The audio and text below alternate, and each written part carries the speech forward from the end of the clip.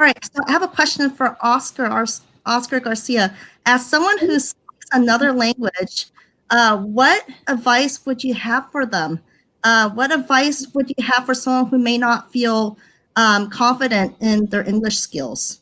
And what can they be proud of? The reason why I'm asking Oscar this is he's also a wonderful storyteller. So, all right, what do you have for us, Oscar? Well, first of all, Tomoko, speaking of story, I'll share a situation. So, with I was born here in the U.S. My parents were from Mexico, and English is actually my second language. Granted, I learned English when I was in kindergarten, but throughout my life, the minute I learned how to speak English, I became my parents' translator until they passed away. As a result of that, I'm very fluent, very bilingual, English and Spanish.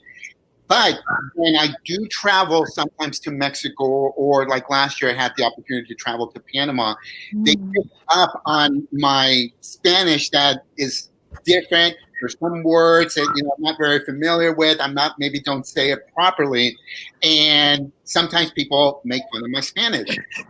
Well, here, okay, is last year I did a workshop for a group of startups from Chile that were visiting here, and it was in Spanish. And I remember when I started off my presentation, I said, "Listen," I told them what I just said right now. I said, "So some of you probably are making fun of my Spanish," and I said, "But don't worry about it because I'm making fun of your English."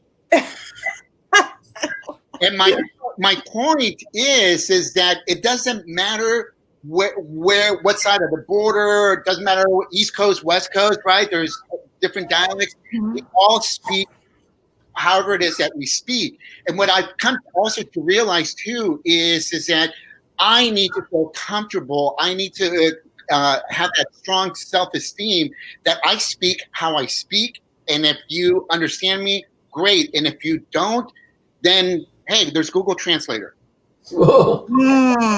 Yeah. That's what, because I've also seen, and I hear also a lot of times is as immigrants who come here and we're like, oh my gosh, I'm embarrassed to speak English because people are going to make fun of me. Well, listen, I've seen some white people down in Mexico embarrassed to speak Spanish because Mexicans are making fun of them. So it's like it goes both ways.